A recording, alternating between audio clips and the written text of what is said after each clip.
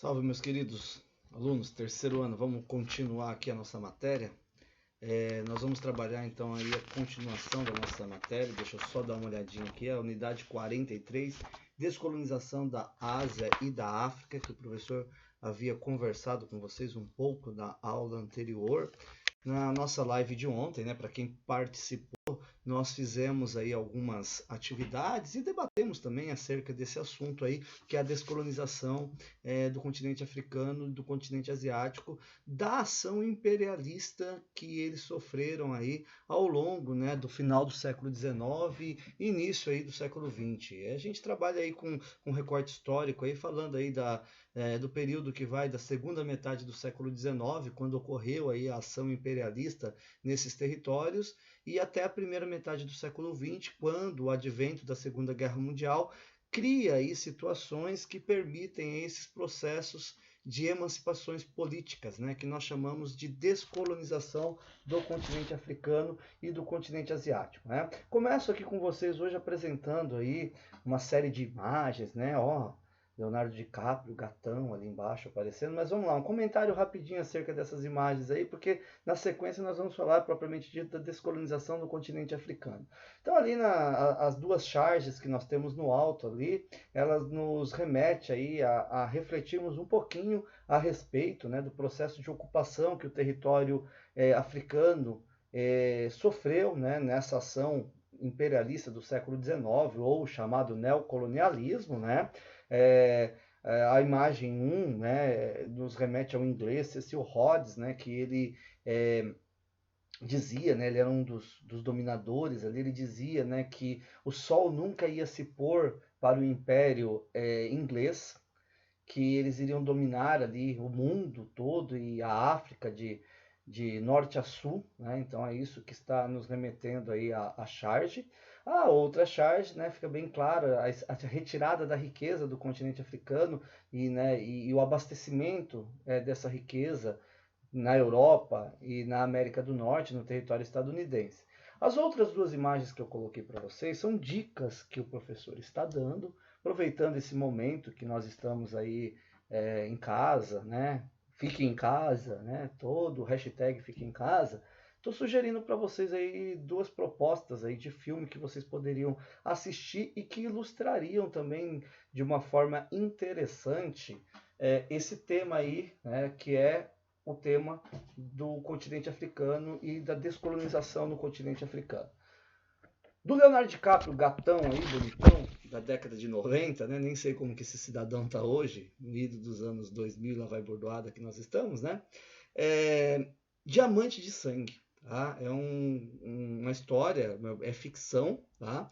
Porém tem um recorte, um plano de fundo de um acontecimento real no território de Serra Leoa, na África, que é uma luta pelo poder movimentado aí por uma extração ilegal de diamantes, né? de disputa por áreas diamantíferas de grupos étnicos que rivalizam e que rivalizavam o poder no território de Serra Leoa. Tá? Enfim, o nome Diamante de Sangue é por causa disso, né? Porque esses grupos eles acabavam promovendo atos de terrorismo, invadindo vilas, vilarejos, escravizando populações e obrigando essas populações a trabalharem de forma forçada e com terror mesmo nessas áreas diamantíferas. Tá? E a gente consegue perceber que isso tudo é alimentado ainda por um ímpeto da ação imperialista, né? Apesar da situação ocorrer numa Serra Leoa já emancipada da ação imperialista, mas nós vemos essa ação imperialista presente aí no filme Diamante de Sangue. Ainda falando do filme Diamante de Sangue, eu indicaria para vocês também um documentário. Tá? Eu acredito que a gente consegue achar esse documentário lá no YouTube. YouTube, chique, né? Agora nós estamos na fase das redes aí, né? Mas vamos lá, no YouTube a gente consegue achar esse documentário que tem o mesmo nome, Diamante de Sangue. Tá? É um documentário que foi produzido pelo canal History e ele é muito legal também. Ele chega a ser até mais interessante do que o filme, né? Mas enfim, as duas dicas são aí para vocês poderem dar uma relaxada, comer uma pipoquinha. Apesar de que o tema do filme é osso, né? Não seria para comer pipoca, isso vai pegar mal eu ter falado isso. Mas enfim, para vocês se aprofundarem e estudarem o tema aí através de documentário e de produção cinematográfica. Passando para a imagem ao lado, né? Difícil aqui fazer ao lado, para mim é ao lado aqui, mas para vocês é ao lado aí. Mas enfim, vamos lá. Hotel Ruanda é um filme um pouco mais antigo do que o Diamante de Sangue, tá? Mas é um filme muito bom também. E o Hotel Ruanda, diferente do Diamante de Sangue, o Hotel Ruanda, ele nos remete aí a uma história verídica que aconteceu em Ruanda, tá? Fruto também do processo de descolonização do continente africano, que é as disputas étnicas que explodiram no continente africano, em várias regiões do continente africano aí, onde esses grupos étnicos eles rivalizavam o poder. Tá? Então ali é uma disputa entre o grupo étnico Tutsi e o grupo étnico dos Hutus. Tá? E aí conta a história, né, de um gerente de um hotel que ele se compadece dentro dessa disputa e ele busca proteger pessoas aí da morte certa, tá? Não vou contar tanto a história aqui, que senão de repente perde aí o glamour e vocês perdem a vontade de assistir. Mas são algumas pedidas interessantes aí que o professor está sugerindo para vocês aí poderem dar uma aprofundada no assunto, ok? Bom, enfim, vamos continuar aqui, vamos nos remeter agora um pouquinho ali a fazer alguns comentários do que aparece aí no texto da apostila e da proposta de estudo para vocês da descolonização na África, né? O continente africano ele sempre teve aí uma sofrência muito grande em relação aos países europeus, né? A gente poderia retroceder um pouquinho e pensar lá na expansão marítima, né? E de todo o aparato de dominação colonialista que o continente africano sofreu em decorrência aí, da expansão marítima empreendida pelos europeus. Mas, né, para a gente não ir tão fundo assim, tão atrás assim, vamos pensar agora somente nessa questão do século XIX, né? Devido à proximidade aí do continente, devido à grande riqueza mineral que esse continente apresenta, né, e apresentava, ele sempre foi um lugar de muita ambição e disputa por parte dos países europeus, principalmente, né, com o advento da chamada Segunda Revolução Industrial. Tá? E a interferência ali ela se deu de uma forma muito intensa. Vale a gente destacar não só o imperialismo que aconteceu, né, e a ação imperialista, Conferência de Berlim, que fez a divisão literal do continente africano entre os países europeus, mas os próprios acontecimentos, né, que envolvem aí os eventos ocorridos na Europa também foram sentidos de forma bastante intensa no continente africano, mesmo depois da ação imperialista. A apostila cita para vocês, por exemplo, ali, né, que a Segunda Guerra Mundial, a África, ela foi palco de algumas batalhas, até mesmo antes da Segunda Guerra Mundial ela ter eclodido, os italianos invadiram o território da Etiópia, né, e anexaram a Etiópia ao território italiano. Isso também é um motivo aí para promover as rivalidades entre as nações europeias, né? Agora, em suma, em coisa bastante significativa, antes de nós passarmos aí para a questão factual, né, da descolonização do continente africano, a gente frisar bem que o processo de descolonização na África ele foi extremamente penoso, extremamente doloroso para os africanos, tá? Uma vez que ocorreram rupturas bruscas, né?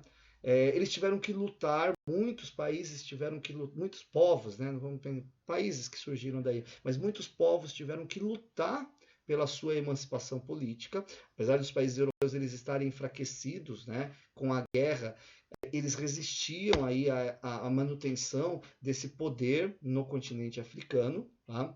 Então isso acabou acontecendo assim de uma forma bastante penosa, tá? Além disso, né, além dessa luta, vale a gente destacar também as rivalidades internas que se estabeleceram entre os grupos étnicos que historicamente já eram rivais, que no período do imperialismo eles foram colocados sobre um mesmo território e o dominador acabou meio que anulando as disputas entre eles, mas na hora que há essa brecha para o estabelecimento de um poder a partir das emancipações, esses grupos eles começam a ter choques, né? E as guerras civis, as guerras civis elas vão explodir, elas vão pipocar no continente africano. Então, além da luta contra o dominador, passada a luta contra o dominador, houve a disputa interna pelo poder. E tudo isso foi muito alimentado no contexto da Guerra Fria. Tá? No contexto da Guerra Fria, isso aí se tornou aí um cenário bastante propício para os interesses hegemônicos de Estados Unidos e de União Soviética. Tá? Não foi incomum os estadunidenses eles buscarem um grupo enquanto a União Soviética se associava a outro grupo, e eles alimentavam essas disputas no sentido de que aquele grupo que tivesse hegemonia e chegasse ao poder, fatalmente iria estar associado à dominação aí, ou do capitalismo ou do socialismo. Tá? Um outro item que o professor também gostaria de destacar nesse início, antes da questão factual, é exatamente aí a questão de que alguns países, né, e o caso que é citado para vocês na apostila é o caso da África do Sul, eles conseguiram uma liberdade, uma emancipação, tá, política, partindo da própria metrópole. Então, no caso da África do Sul, a Inglaterra emancipou politicamente o território. Porém, isso não é bondade, não foi de bom tom. Nós estamos compadecidos e vamos fazer isso. Não. Eles fizeram isso num contexto de estabelecer um governo que fosse favoráveis aos interesses comerciais e econômicos da Inglaterra naquele território.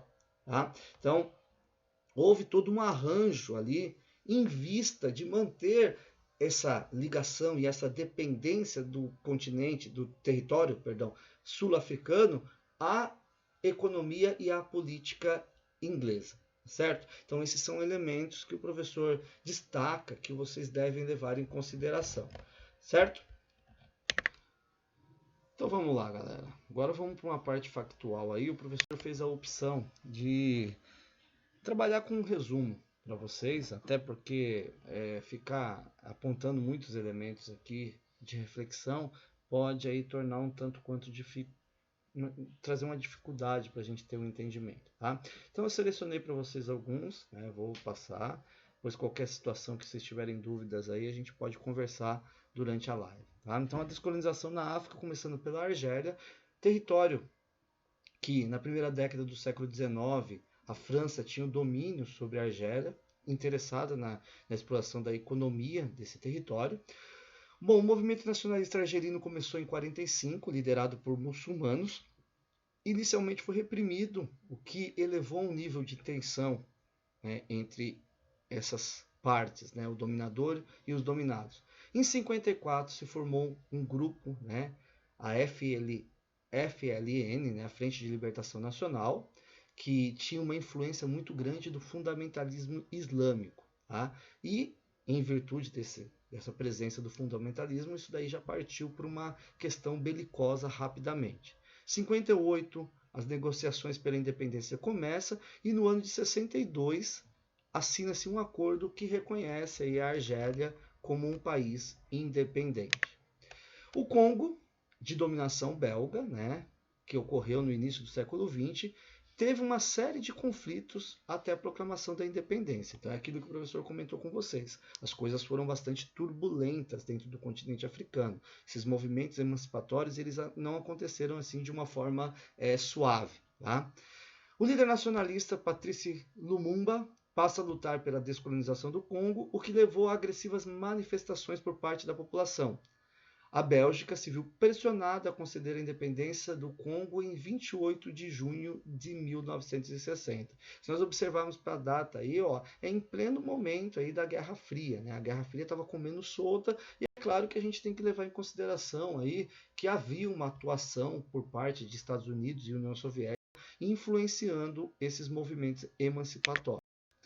Após o processo de independência, o país mergulha numa guerra civil que leva a ONU a uma intervenção que não teria muita eficácia, sendo levada a se retirar em 64. O Congo continuou mergulhado em um sangrento conflito armado, com muitos mortos e pessoas mutiladas, como mostra ali na imagem. Tá? Então aí a gente tem uma citação daqueles conflitos internos que o professor falou para vocês, disputa pelo poder, pelas etnias que rivalizavam. Né? E aquelas mutilações ali, ó, se vocês assistirem o documentário Diamante de Sangue, ele vai colocar isso aí para vocês, mas aconteciam exatamente para que a pessoa fosse impedida de ir votar. E pudesse votar de repente aí no grupo político opositor a quem estava no poder.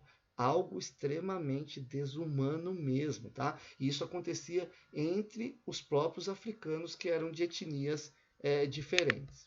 O Egito, com o término da Segunda Guerra Mundial, o sentimento anticolonialista estava no seu auge e no ano de 48, quando da criação do Estado de Israel, ocorreram grandes manifestações contra o novo Estado, o que posteriormente se transformou em conflito. Países árabes liderados pelo Egito atacaram o recém-criado Estado israelense, né? Dentro ali do conflito árabe-israelense, é uma situação bastante tensa, né? E esse conflito ficou conhecido como a Primeira Guerra Árabe-Israelense. Outros 4 conflitos aconteceram, né, depois desse daí, que foram vencidos por Israel, que aumentou o seu território e elevou o nível de tensão na região. Esse conflito árabe-israelense aí, galera, é algo extremamente voltado para os acontecimentos da Guerra Fria. Depois da Primeira Guerra Árabe-Israelense, que ocorreram grandes manifestações populares contra a monarquia no território do Egito. Em contexto de insatisfação pela corrupção nos meios governamentais, foi criado dentro do exército egípcio um grupo chamado Movimento dos Oficiais Livres, comandado por Gamal Abdel Nasser e Mohamed Naguib, e que, através de um golpe de Estado, fundaram a República do Egito no ano de 1952. Sobre a África Portuguesa, o professor também quis detalhar algumas coisinhas aqui para vocês. Então, a partir de 1950, os países africanos sob o domínio português começaram a se organizar em movimentos separatistas. Angola, Moçambique, Guiné-Bissau, os arquipélagos de Cabo Verde, São Tomé e Príncipe foram os que mais tardiamente conseguiram a sua libertação. Aí no mapa a gente consegue observar, né, as regiões que estão de roxo, né, que regiões que eram dominadas pelos portugueses, né, e que dá para a gente perceber que elas estavam, né, que o território todo da África estava espartilhado pelas grandes potências europeias. Em Angola, vários movimentos surgiram, como o de 1956, Movimento Popular pela Libertação de Angola, liderado por Agostinho Neto. Posteriormente, surgiram a Frente Nacional de Libertação de Angola, que criou, conforme a imagem que não quis aparecer para vocês, desculpa, agora que o professor percebeu que na projeção ela não está aparecendo, mas depois eu vou procurar elas e envio, tá bom? Fundou um jornal como meio de difundir as ideias, né? E a União Nacional para a Independência Total de Angola, UNITA, grupo criado por Jonas Savimbi em 1966. Esses movimentos abriram novas frentes de luta pela independência que só seriam alcançadas após a Revolução dos Cravos, a queda do salazarismo em Portugal em 74 e com a assinatura do Acordo de Alvor, que estabeleceu a independência de Angola para o ano seguinte. Em 61 começa a rebelião na Guiné-Bissau, sob o comando de Amílcar Cabral, pertencente ao Partido Africano de Independência da Guiné e do Cabo Verde. A revelia de Portugal, o grupo anuncia a independência de Guiné-Bissau em 73, com o governo de Luiz Cabral sendo reconhecido pela ONU. A imagem do lado ilustra, né, o posto de controle montado pelo grupo após a declaração de independência. Aqui apareceu a imagem, né? Oh, meu Deus do céu, faltou o professor olhar na anterior. Foi mal, tá? Vamos aqui para a sequência. Em setembro de 64 é criada a Frente de Libertação de Moçambique, que se revolta após o assassinato do seu líder, Eduardo Mondlane, em 69, retardando o seu processo de independência. Surgiu então a figura de Samora Machel, que reivindicou a independência do país e, assim como aconteceu em Angola, o governo português, após a queda do regime fascista, o salazarismo, assinou o acordo para acelerar a descolonização de Argel, com o Frelimo sendo a independência definitiva de Guiné-Bissau, conseguida em 10 de setembro de 74, e a de Moçambique em 24 de junho de 75. Aqui também apareceu a imagem, né, que ilustra a propaganda usada pelo governo português contra a Frente de Libertação. Né? Aqui, ó. Vamos lá. Diferente do que ocorreu com as áreas dominadas por outras potências, a descolonização da África sob a influência britânica deu-se de forma pacífica. Tá? Fazendo os acordos, como o professor falou para vocês, colocando ali no poder aquelas pessoas que seriam ainda favoráveis aos interesses econômicos da Inglaterra naquela região.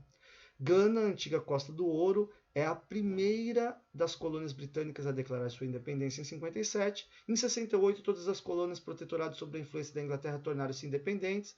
A Nigéria em 60, Serra Leoa e Tanganica em 61, Uganda em 62, Quênia em 63, Zâmbia, Malawi e Zanzibar em 64, Gâmbia em 65, Botsuana, Lesoto em 66, Suazilândia e Maurício em 68. Entretanto, em 64, Tanganica e Zanzibar unificaram-se, formando a Tanzânia. A Rodésia tem a sua independência declarada por uma minoria branca em 65, mas só ganha reconhecimento internacional em 80, quando a maioria negra assume o governo do país e o país passa a se chamar Zimbábue. Aqui a gente conseguiu um panorama bem interessante, né, de perceber o quanto que a Inglaterra ela tinha domínios e possessões no continente africano.